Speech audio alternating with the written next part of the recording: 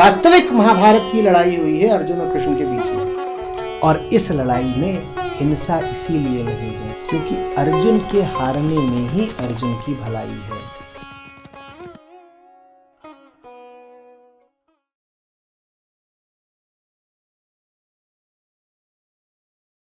आचार्य जी नमस्ते। मेरा नाम है। पहले तो सर मैं आपका बहुत बड़ा फैन हूँ, आपको हर जगह सुनता हूँ मैं। और मेरा प्रश्न ये है सर कि जैसे शादी की उम्र हो रही है और रिश्ते जो आ रहे हैं वो पसंद नहीं आ रहे हैं, तो आगे फिर क्या करना चाहिए ये नहीं समझ में आ रहा है।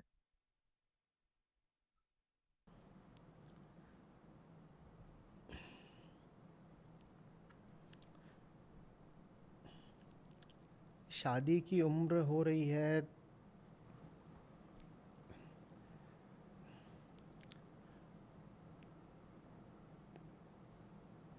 हम कौन हैं? हम एक उम्र में पहुंच जाएंगे तो हम कुछ निश्चित काम है वो करने शुरू ही कर देंगे। तो फिर तो हम बस शरीर ही हो गए ना। शरीर एक उम्र को पहुंच गया और हम कहने लगे कि शरीर इस उम्र में आया है तो अब मुझे एक शारीरिक सामाजिक काम करना ही करना है।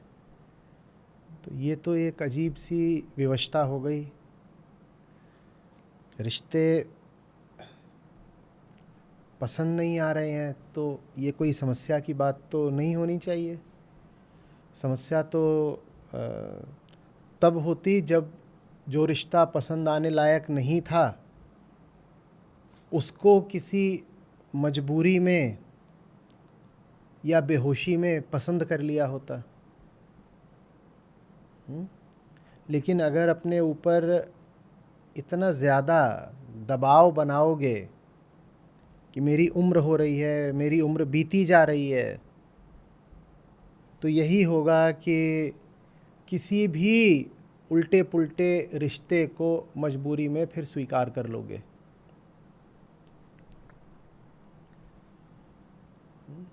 ये बात चूँकि हमने बचपन से देखी है, समाज में देखी है, घर परिवार में देखी है, फिल्मों में देखी है, तो हमको ऐसा लगता है जैसे ये सत्य हो। सत्य वही होता है ना जिसका कोई अपवाद नहीं होता। सत्य की क्या पहचान है? कि वो अटल होता है, अकाट्य होता है, निरपवाद होता है। ठीक है, हम कहते हैं सत्य हर जगह हर तरफ है। अब हर जगह हर तरफ निरपवाद रूप से हम तो शादी ही देखते हैं, तो हमको वो सब चीज़ सत्य लगने लग जाती है। मतलब गज़ब देखिए कि हमारे लिए विवाह पर्याय बन गया है निर्गुण निराकार अगम अगोचर सत्य का। कि जैसे वो चहूँ और है, संतों ने इसके गीत गाए ना कि वो तो हर जीव में है, वो कण कण में है, वो अंतर्यामी है, वो कूटस्थ है। वैसे ही हमारे लिए शादी बन गई है, हर जीव की है, चारों ओर है, होनी ही होनी है। जैसे जन्म हो, जैसे मृत्यु हो, वैसे ही विवाह है, वो तो होना ही होना है। नहीं, ऐसा नहीं है। सिर्फ इसलिए कि लोगों ने किसी चीज़ को बहुत बहुत बड़ा बना दिया है, वो चीज़ उतनी बड़ी हो नहीं जाती। इतना परेशान होने की कोई बात नहीं है। आप एक जीव हैं। आप इसलिए नहीं पैदा हुए हैं कि आप विपरीत लिंग के किसी दूसरे जीव के साथ सहवास करना शुरू कर दें। वो जीवन की एक घटना हो सकती है। वो जीवन की ओर, जीवन के लक्ष्य की ओर बढ़ने के दौरान घटा एक प्रकरण हो सकता है। कि बढ़ रहे थे किसी मंजिल की ओर और मंजिल की ओर बढ़ते बढ़ते यूं ही अनायास संयोगवश सफ़र में कोई हमसफ़र मिल गया। ये तो हो सकता है, पर वो चीज़ जीवन का एक बड़ा आवश्यक लक्ष्य थोड़ी हो सकती है। और इतना आवश्यक तो कतई नहीं कि आप घबराना शुरू कर दें कि उम्र बीती जा रही है, एकदम नहीं, कुछ नहीं। मिल गया तो बहुत अच्छी बात, नहीं मिला तो करने के लिए न जाने कितने दूसरे आवश्यक बल्कि अनिवार्य काम हैं। लेकिन दुनिया वालों से पूछो तो वो तो ऐसे बोलेंगे कि इंसान पैदा ही होता है शादी करने के लिए। आमतौर पे इसको बड़ा एक खुफिया प्रश्न माना जाता है, कहते हैं गूढ़ प्रश्न है। जीवन का उद्देश्य क्या है, पर्पस ऑफ लाइफ, कहेंगे it's a deep esoteric question. लेकिन इसमें कुछ खुफिया वगैरह है नहीं। आम आदमी की ज़िंदगी को देखो तो आपको इसका उत्तर मिल जाएगा। आम आदमी के लिए जीवन का लक्ष्य ही शादी है, और नहीं है कोई लक्ष्य, शादी ही लक्ष्य है। शादी लक्ष्य करो, फिर उसमें से और नए नए छोटे छोटे लक्ष्य पैदा हो जाते हैं अपने आप।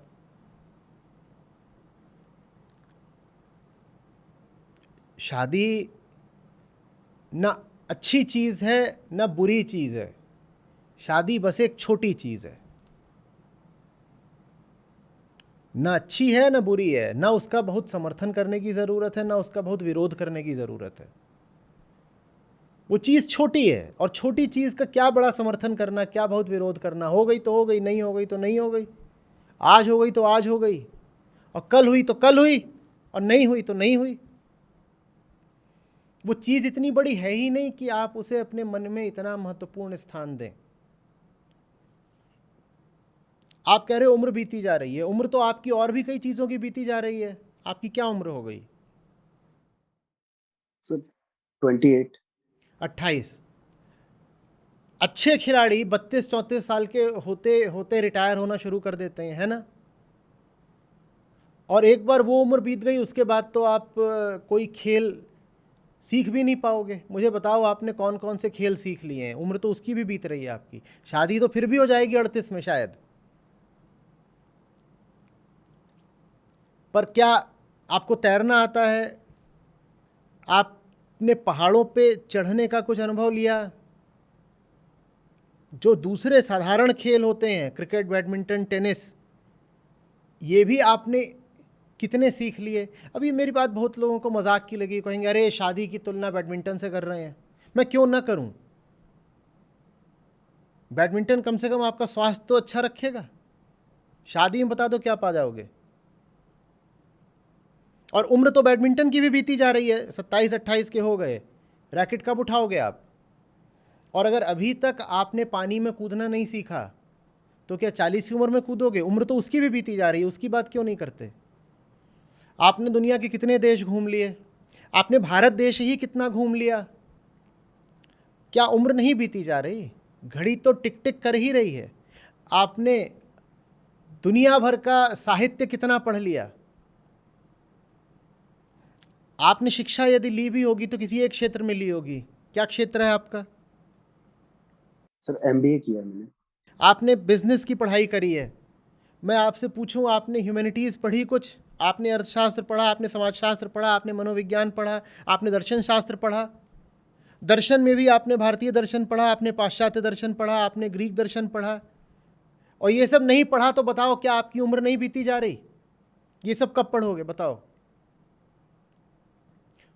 उम्र तो इन चीज़ों की भी बीत रही है ना, पर हम इनकी तो परवाह ही नहीं करते।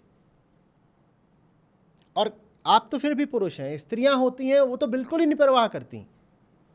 और 30 वर्ष की हो गई हो कोई स्त्री, उसका विवाह ना हुआ हो, तो समाज उस पर इतना दबाव डालता है कि वो बेचारी कहाँ जाके फिर मुंह छुपाए। और मैं उससे कहूँ तुम शादी की इतनी परवाह कर रही हो, तुमने प्लेटो को पढ़ा, तुमने वोल्टेयर को पढ़ा। वो कहे कि कैसी बात कर रहे हैं, ये आदमी विक्षिप्त है। मैं कह रही हूँ मेरा विवाह करवा दो, ये मुझे वोल्टेयर बता रहा है। पर मैं तो पूछूंगा, क्योंकि मेरी दृष्टि में दर्शन का, कृष्ण का और कबीर का और अष्टावक्र का महत्व विवाह से कहीं आगे का है। और आपको वर्ष मिले हैं कुल गिनती के। 70-80 साल की आदमी की ज़िंदगी होती है, उसमें भी आखिरी के 5-10 सालों में वो किसी काम का नहीं रहता, अस्पताल में पड़ा रहता है। तो आप जो भी कुछ सार्थक उद्यम करना चाहते हैं, उसके लिए तो जवानी के ही कुछ वर्ष होते हैं ना। और जवानी के कुछ वर्षों में इंसान कोई सार्थक काम करने की सोचता ही नहीं है। इंसानी जवानी के सारे साल बस एक ही लक्ष्य के पीछे खराब हो जाते हैं। अगर लड़की है तो उसको लड़का चाहिए, अगर लड़का है तो उसको लड़की चाहिए। अरे ये लड़का लड़की के खेल में जिंदगी के बाकी काम कब करोगे भाई? और मैं क्यों विरोध करूंगा कि लड़की को लड़का ना मिले, लड़के को लड़की ना मिले? बहुत अच्छी बात है, मिल जाए, लेकिन प्रायोरिटी भी कोई चीज होती है कि नहीं होती है? वो चीज जिंदगी का लक्ष्य थोड़ी बन सकती है, उसको जीवन में इतना ज्यादा महत्व थोड़ी दे सकते हो। महत्व ज्ञान का है, महत्व मुक्ति का है। इन सब के पीछे पीछे अगर हो गया विवाह तो हो गया, अगर कोई मिल गया आपको विपरीत लिंगी साथ देने के लिए तो मिल गया, नहीं मिला तो नहीं मिला, उतना उसमें क्या परेशान होना। लेकिन भारत में यही जैसे हमारा नेशनल पैशन है, विवाह। शहनाई कब बजेगी, ढोल कब बजेंगे, बैंड बाजा कब बजेगा, लड़की की विदाई कब कराओगे गुप्ता जी, और उसके बाद फिर ये कि अब बच्चे भी पैदा होने चाहिए। अब आप बच्चे पालोगे या अपने जीवन का निर्माण करोगे, अपने व्यक्तित्व का विकास करोगे? और मैं नहीं कह रहा ये दोनों काम साथ साथ नहीं हो सकते, हो सकते हैं, ठीक है। विवाह और गृहस्थी और आत्मविकास ये साथ साथ चल सकते हैं, लेकिन इन तीनों में वरीयता किसकी है, प्रायोरिटी, वो तो हमें पता होनी चाहिए ना। या अपने जीवन को राख करके गृहस्थी खड़ी करनी है? इस बात पर थोड़ा ध्यान दीजिएगा, क्योंकि ज्यादातर लोग ऐसा ही करते आ रहे हैं और आज भी कर रहे हैं। अपनी जिंदगी की लाश पर गृहस्थी थोड़ी खड़ी की जाती है।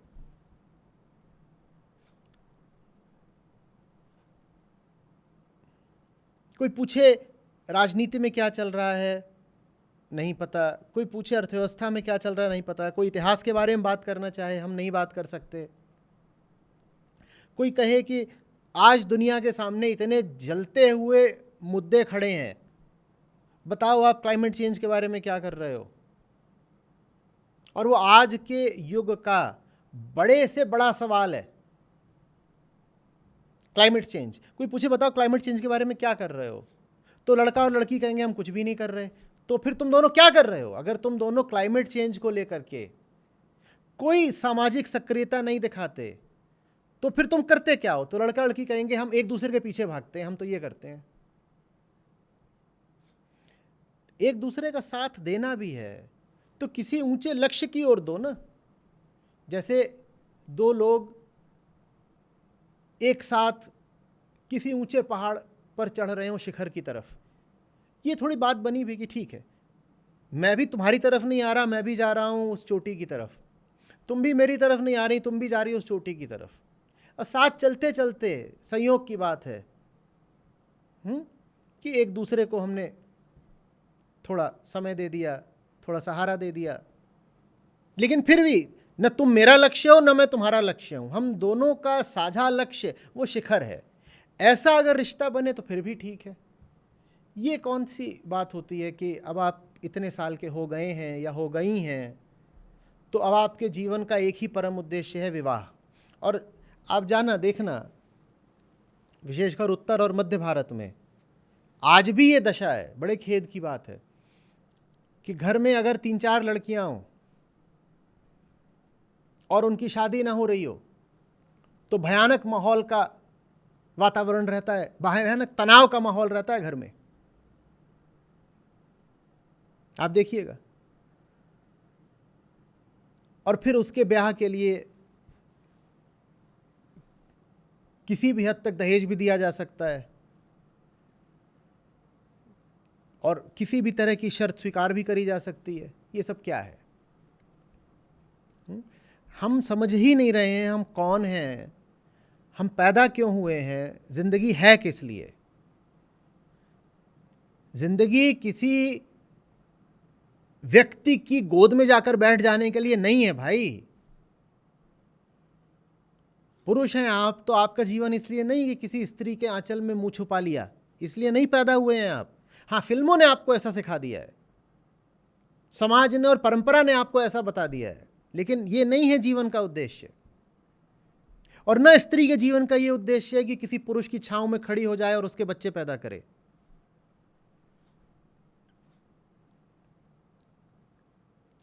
आप समझिए तो कि जीवन कितने गौरव की, गरिमा की, आनंद की बात हो सकता है।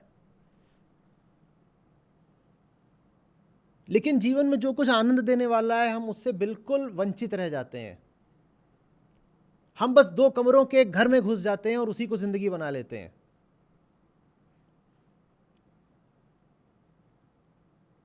न समुद्रों में गोता मारा, न पहाड़ों पर चढ़ाई करी, न गांव देखे न देश देखे, न अतीत को जाना न भविष्य को गढ़ा। क्या करा? अजी हमारे तो जीवन की उपलब्धि यह है कि हमने विवाह करा। ये कहां की बात है? आपने इतने विवाहित लोगों को देखा है, उत्तर दीजिएगा। उनको देख के लगता है कि उनके जीवन में सूरज दमक रहा है, कम से कम चांद तारे जगमग हो रहे हैं, ऐसा लगता है क्या? नहीं आप सर, बाजार ऐसा की तो ओर नहीं है। हाँ, ऐसा तो बिल्कुल भी नहीं है। आप बाजार की ओर निकलिए या आप रेलवे स्टेशन चले जाइए, वहाँ प्लेटफॉर्म पर देखिए, वहाँ एक जोड़ा चला रहा होगा रेलवे प्लेटफॉर्म पर। उन्होंने अपना सामान उठा रखा है, 2 बच्चे हैं, एक स्त्री की गोद में है, वो जोर जोर से रो रहा है, चिल्ला रहा है, उसकी नाक बह रही है। एक दूसरा बच्चा है, वो छोटा है, पुरुष ने उसका हाथ पकड़ रखा है और उसको लगभग घसीटते हुए भाग रहा है कि चल भाग भाग, ट्रेन छूट रही है। पुरुष के सर पर 2 बैग रखे हुए हैं, स्त्री भी एक ट्रॉली घसीट रही है, और गोद में जो बच्चा है वो हाथ पांव पटक रहा है और रो रहा है, तो उसको थप्पड़ मार देती है। यही स्वर्ग है, इसी स्वर्ग के लिए आप पैदा हुए थे। देखिए, मुझे ना स्त्री से कोई समस्या, ना पुरुष से समस्या, ना बच्चों से समस्या। मुझे समस्या ये है जब यही सब जो सर्कस है हम इसी को जीवन का चरम समझने लगते हैं, मुझे उस बात से समस्या है। बाकी विवाह ज्ञानियों ने भी करा है और बच्चे क्रांतिकारियों ने भी पैदा करे हैं, मुझे उसमें क्या आपत्ति हो सकती है। लेकिन एक आम आदमी की आप जिंदगी को तो देखिए ना, वो क्या करता है। उससे पूछो जिंदगी की उपलब्धियां बताओ, कोई उपलब्धि नहीं उसके पास। उससे पूछो कुछ सार्थकता बताओ, कुछ ज्ञान बताओ, कुछ वीरता बताओ, कुछ साहस बताओ, कहीं कोई समर्पण दिखाओ, कुछ नहीं है उसके पास। कुल मिलाकर के उसके पास एक नौकरी होती है अदद, जिससे वो कुछ चंद पैसे कमा कर लाता है और अपने परिवार का पेट पालता है। ये कैसी जिंदगी है और कोई क्यों स्वीकार करे इस जिंदगी को?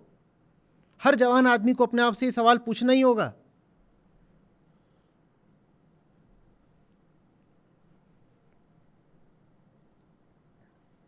जो जीवन का रस है उस पर ध्यान केंद्रित करिए। जहां जीवन की सार्थकता है उस दिशा में आगे बढ़िए। शादी ब्याह छोटी चीज है, हो गया तो हो गया, नहीं हुआ तो नहीं हुआ।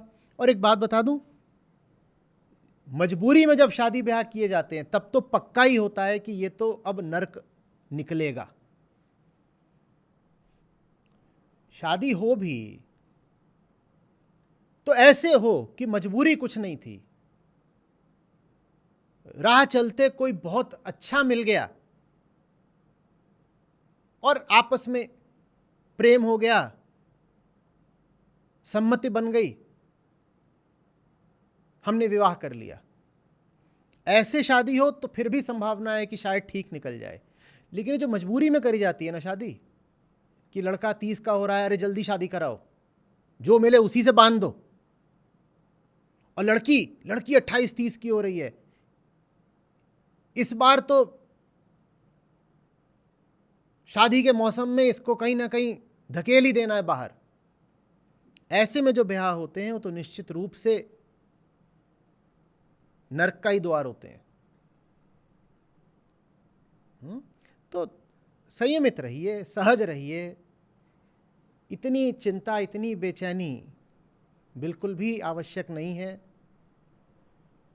जीवन के उच्चतर लक्ष्यों की ओर ध्यान केंद्रित करिए। ब्याह होना होगा तो हो जाएगा। ठीक सर। हाँ। सर मेरा एक सवाल था हम्म। इसी से। सर मेरे लिए तो ठीक है कि मैं ये चीज कर लूंगा कि हाँ ठीक है, हुआ तो हुआ, नहीं हुआ तो कोई बात नहीं, मैं समझ गया इस बात को। लेकिन अब मेरी सिस्टर के लिए मैं क्या करूँ, यही। आपकी सिस्टर कितने साल की हैं? सर वो 26, 2 साल छोटी मुझसे। तो उनके लिए आप कुछ क्यों करेंगे? 26 साल तो अच्छी खासी उम्र होती है ना। वयस्क हैं, समझदार हैं, जो करना होगा अपनी ज़िंदगी में खुद करेंगी। आप और मैं होते कौन हैं उनकी ज़िंदगी का फैसला करने वाले या उनकी ज़िंदगी के बारे में बात करने वाले? हमारा अधिकार क्या है? दो पुरुष बैठ करके एक वयस्क महिला के जीवन का निर्धारण कैसे कर रहे हैं? हमारा क्या हक है? हम कौन होते हैं? आप हों, चाहे आपकी माताजी हों, चाहे आपकी पिताजी हों, जब तक बहन छोटी थी, चलो 6 साल की थी, तब तक उसको ठीक से पाल दिया। जब तक 16 साल की थी, तब तक उसको कुछ दिशा निर्देश बता दिए। चलो 18, 20, 21 की हुई तो उसको कुछ सलाह दे दी। अब वो 26, 28, 30 की होगी, क्या अभी भी हम चाहते हैं कि उसके जीवन को हम निर्धारित करें? नहीं, बिल्कुल भी अच्छा नहीं है। आपने कहा आप 27, 28 के हैं ना। अगर मान लीजिए आप यहाँ ना हो, आपकी बहन यहाँ हो, और बहन पूछें, सर बताइए मैं अपने भाई का क्या करूं, भाई की उम्र बीती जा रही है शादी कराने की, तो आपको कैसा लगेगा? आपकी और आपकी बहन की उम्र लगभग एक बराबर है। आप समवयस्क हैं दोनों, है ना, एक 26, एक 27, 28। तो जैसे आप कह रहे हैं कि अब मैं अपनी सिस्टर का क्या करूं, वैसे ही सिस्टर यहां पर आकर पूछे मैं अपने ब्रदर का क्या करूं, तो आपको कैसा लगेगा? आपको अजीब लगेगा। आप कहेंगे तू कौन होती है मेरी शादी ब्याह और ज़िंदगी में दखल देने वाली? मैं देख लूँगा ना भाई, मैं खुद देखूँगा। लेकिन हमारे उत्तर भारत में, हमारे खासकर हिंदी भाषी क्षेत्रों में ये बहुत चलता है कि लड़की चाहे कितनी भी उम्र की हो जाए, पहले वो पिता के आश्रित रहेगी, भाई के आश्रित रहेगी, पति के आश्रित रहेगी, और जब उसकी बहुत ही उम्र बढ़ जाए तो कहा जाता है अब तू पुत्र के आश्रित हो जा। उसे क्यों आश्रित रहना है आपके? आपका भाई होने के नाते और भाई के प्रेम के नाते जो कर्तव्य है वो ये है कि आप अपनी बहन को ऊंची से ऊंची शिक्षा दिलाएं, उसको इस काबिल बनाएं कि अपने जीवन के निर्णय वो स्वयं कर सके। यहां तक आपका योगदान, आपका रोल, आपका किरदार है। इसके आगे दखल देने का आपका कोई अधिकार नहीं है। न आपके जीवन में दखल देने का आपकी बहन को अधिकार है। और यही तो प्रेम की बात है ना, दूसरे को बड़ा करना और बड़ा करके उसे खुले आकाश के लिए मुक्त छोड़ देना। प्रेम मुक्ति देता है, प्रेम बंधन नहीं देता। दूसरे के प्रति प्रेम होता है उसको विकास देने में, उसको पंख देने में, उसकी जो अंदर की संभावना है उसको साकार करने में उस व्यक्ति के प्रति प्रेम होता है।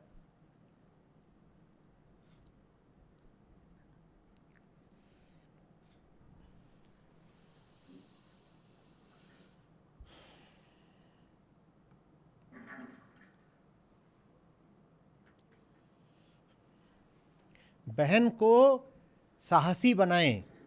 हाँ, बहन को साहसी बनाएं।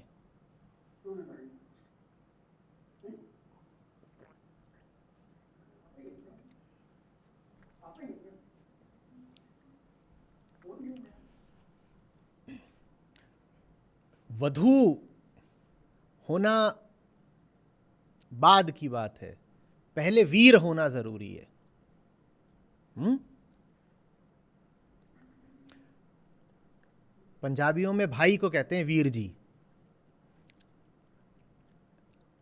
और इन वीरों के लिए जरूरी है कि अपनी बहनों को वीर बनाएं। पर भाई लोग बहन को वीर बनाने की जगह उसे वधू बनाने पर उतारू रहते हैं। ये क्या बात है? उसे वीर बनाएं, उसे विदुषी बनाएं। विदुषी समझते हैं ज्ञानी। तो बहन में साहस और ज्ञान दें, वीरता और विद्वत्ता। वधू वगैरह वो बाद में बन लेगी, अपने आप बन लेगी। कहिए। नहीं, नहीं सर, नहीं। ठीक सर, थैंक यू।